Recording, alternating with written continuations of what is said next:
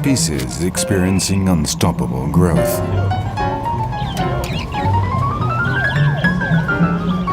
Every day we are changing the world, adapting it. The natives of the tropical forests consider themselves to be living encyclopedias of the natural pharmacopoeia of the jungles.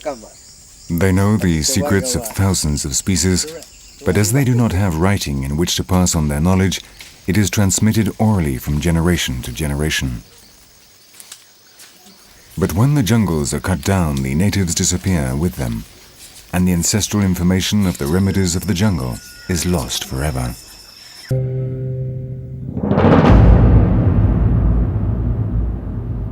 And if the polyps are not renewed, the entire ecosystem simply dies. All the biodiversity of the ecosystem is based on the most delicate, tiny organisms of the reef, the coral polyps. These small architects are responsible for the construction and renovation of the Great Barrier Reef, and for this they produce over 100 million tons of calcium carbonate a year. This production serves to repair the inevitable wear and tear of acting as a break on the sea and generate sufficient limestone to construct 17 pyramids like that of Giza.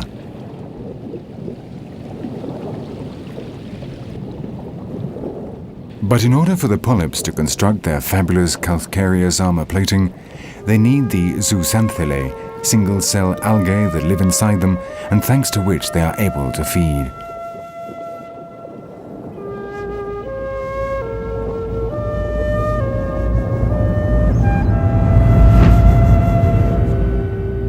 The zooxanthellae, represented here by the brown spheres, are vital for the growth of the corals, but they have a problem. They are incredibly sensitive to changes in temperature, and that is where our contamination comes in.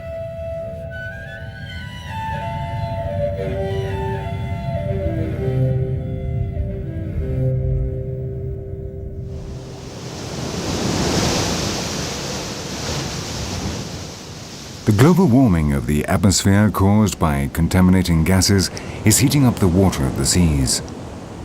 This increase kills the zooxanthellae, causing the death of the corals. And without corals, the coasts of northeast Australia will be left defenseless against the brutal pounding of the waves.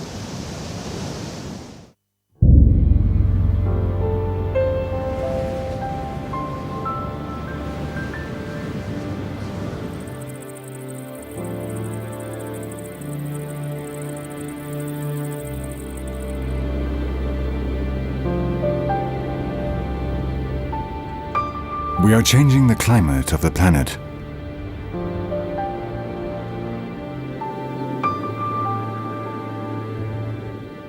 The global warming of our atmosphere is a fact. Our climate is gradually heating up. The glaciers are retreating. The poles melting. We are causing a global change of magnitudes similar to those that marked the great extinctions of prehistory. And paradoxically and sadly, we are in great measure doing so by burning fossil fuels derived from oil, which are hidden beneath some of the last virgin refuges of unspoiled nature.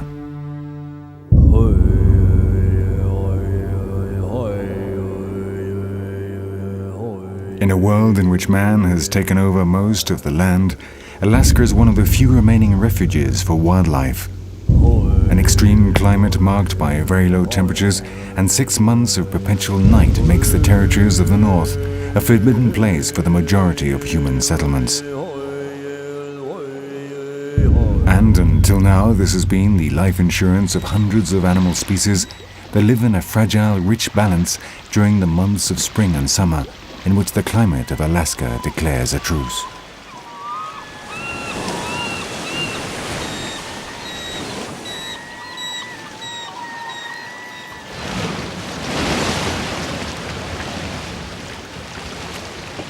With the arrival of the warm months, Alaska comes back to life.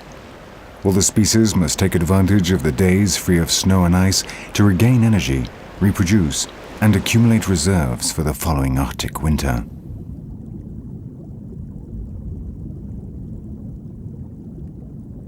Some, like the salmon, return to the rivers where they were born after a long season growing and storing fat in the sea.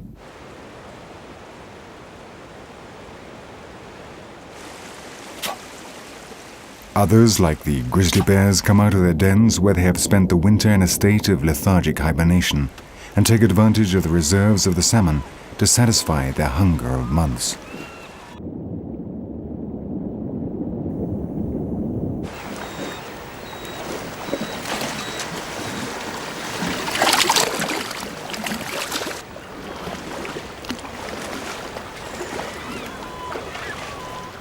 It is a season of surpluses in which the species synchronize their life cycles so that life is possible here where the climate imposes almost insuperable restrictions.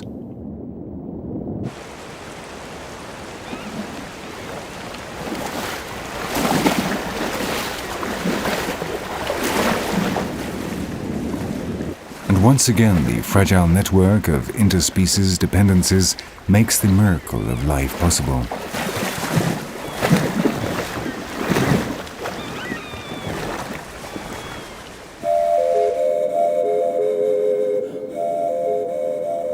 Towards the interior, and as we move further north, the vegetation becomes increasingly scarce.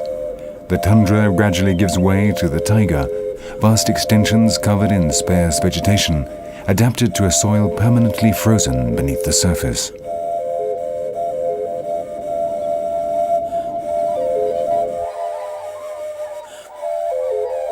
Here, resources are so limited that there is virtually no margin for error. The few days on which there is food available must be taken advantage of, and even the slightest source of energy plays a role of vital importance.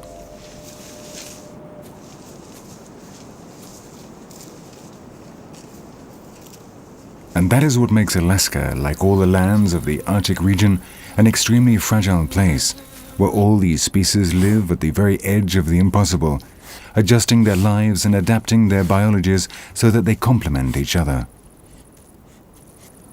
It is, more than any other place, an extraordinarily synchronized world, so dependent on these scarce resources that a small alteration could destroy the entire system.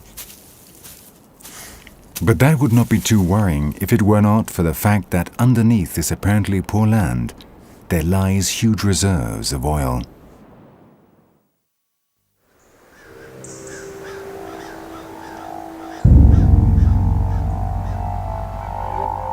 An enormous pipeline runs across Alaska from north to south, from Prudhoe Bay to the Valdez coast. 1,300 kilometers of pipeline to transport the 20,000 million barrels, which is the estimated production of Prudhoe. The companies try their best to achieve clean extraction, but experience tells us just how easy it is to inflict irreversible damage on such delicate ecosystems.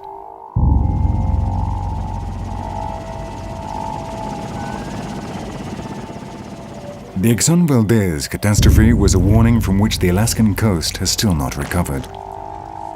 The death sown by the 36,000 tons of crude oil spilled continues to claim victims 13 years later. And the Exxon accident was a mere drop in the ocean compared to the overall figures, because it is estimated that in routine operations of the oil industry, every year between 3 and 4 million tons of crude oil are spilled.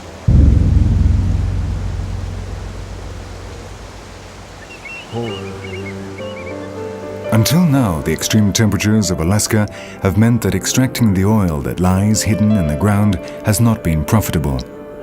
But while new technologies are eliminating these technical limitations, the world's greed for energy places pressure on industries and governments to undertake new prospections.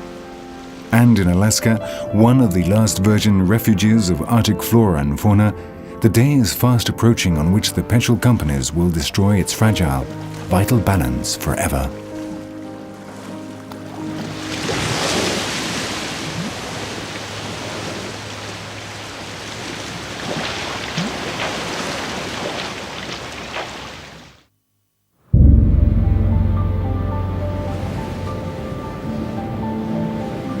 We are changing the world.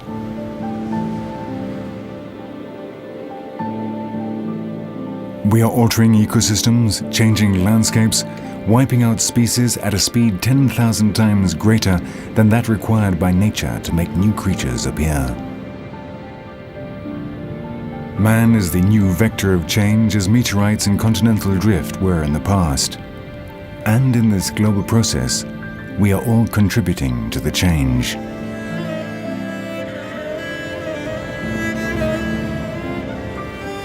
Immersed in an artificial world that we have created, we now look at nature from a new perspective, which makes us see that the world has its limitations.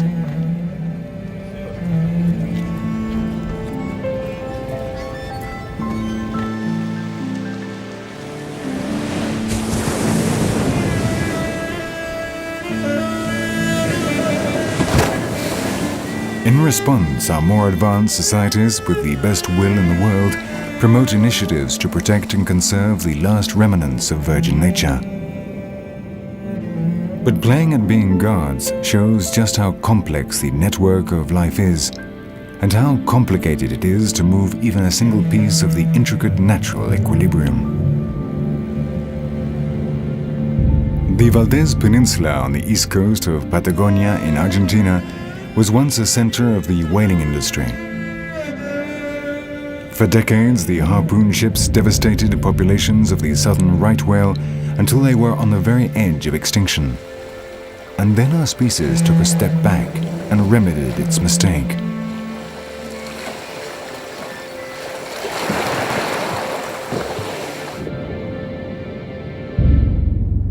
Since 1983, the Valdez Peninsula has been a sanctuary for the large southern cetaceans.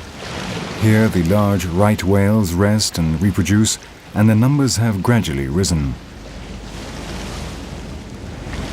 But in our pragmatic world, conservation is only possible if it brings income for the populations of the places in which it is practiced. And so, along with the creation of the national park, the tourist industry was also developed, and this has proven to be very lucrative. So far, so good. But in this process, there were some elements that were not taken into account, and one of those was the seagulls.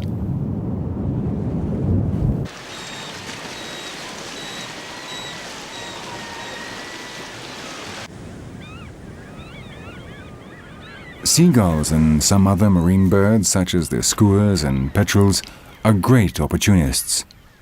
Along the southern coast, they take advantage of all the existing food resources, and in an entirely natural way, they have fed on fish, bodies thrown into the sea, mollusks, and in the breeding season, the chicks and eggs of a number of marine birds.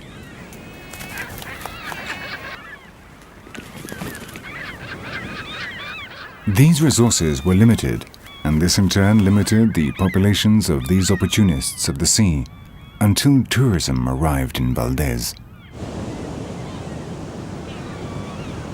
Today there are so many seagulls which attack the large whales, ripping flesh from their backs, that the cetaceans have been forced to change their behavior.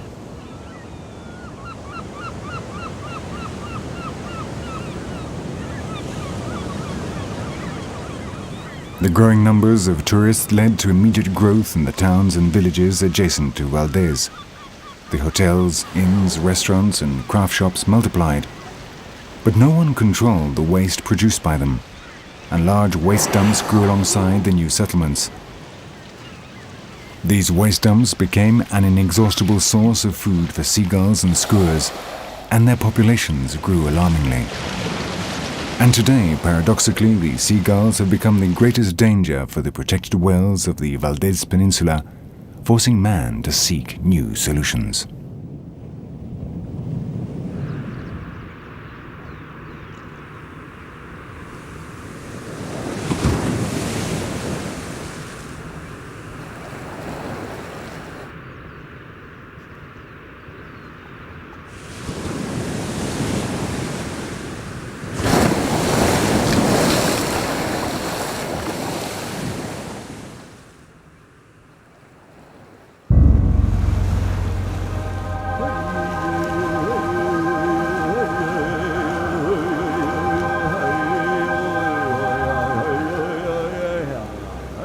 Playing at being gods has always been a temptation our species has been unable to resist.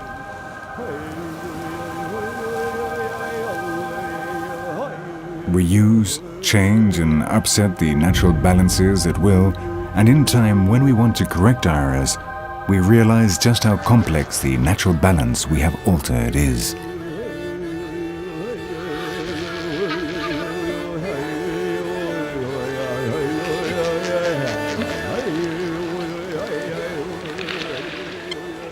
This is Yellowstone National Park in the west of the United States.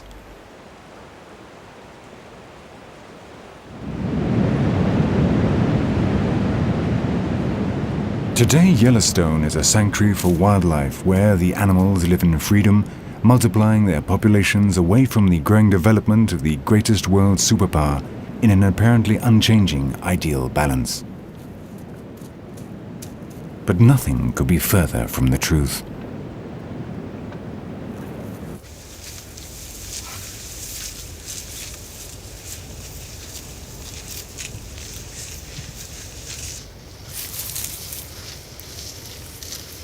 Yellowstone was the first national park in the world. Here the foundations were laid for the creation of a network of sanctuaries to preserve nature from the unstoppable advance of man, and in the case of Yellowstone, to save an emblematic American species from extinction, the American buffalo. Man was on the point of wiping out this species, and man managed through Yellowstone to save it from extinction. But when the park was created, old enemies came face to face. Yellowstone is surrounded by cattle breeding territory, and no one was fond of the most important predator in the reserve. An animal that could kill domestic cattle and which in nature was the only one capable of hunting the buffalo, the wolf.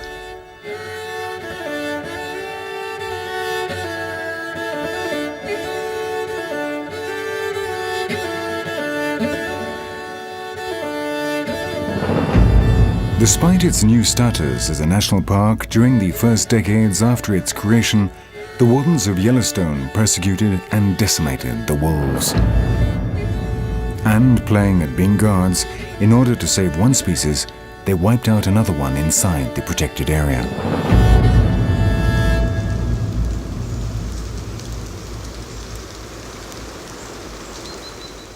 In time, scientific knowledge has revealed surprising data. Not only had the wolves not wiped out the buffalo in Yellowstone, in fact, they favored the health of its populations.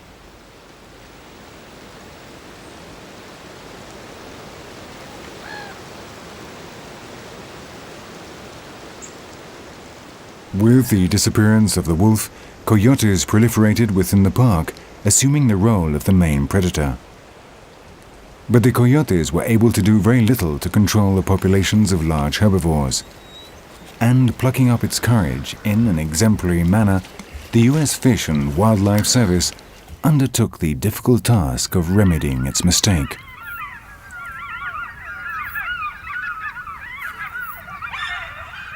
Today, the gray wolf has returned to Yellowstone. Overcoming infinite difficulties and local opposition, the great predator has returned to its original prairies. And the first effects were rapidly seen.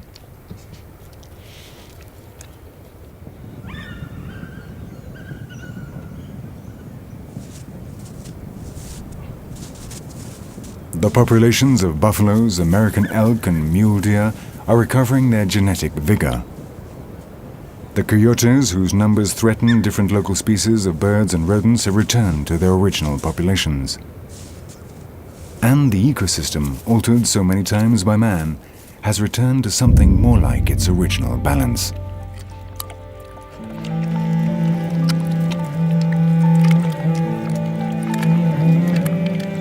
Today, the wolf of Yellowstone is now a symbol of hope, a demonstration of how our mistakes can be put right. We have changed the planet, devastating our surroundings and playing at being gods in a world whose functioning we do not really understand. But we have also reached a cultural, moral, and scientific development that is leading us to correct mistakes. And new winds of hope are starting to blow in a world that needs help, and where the very future of our species is at stake.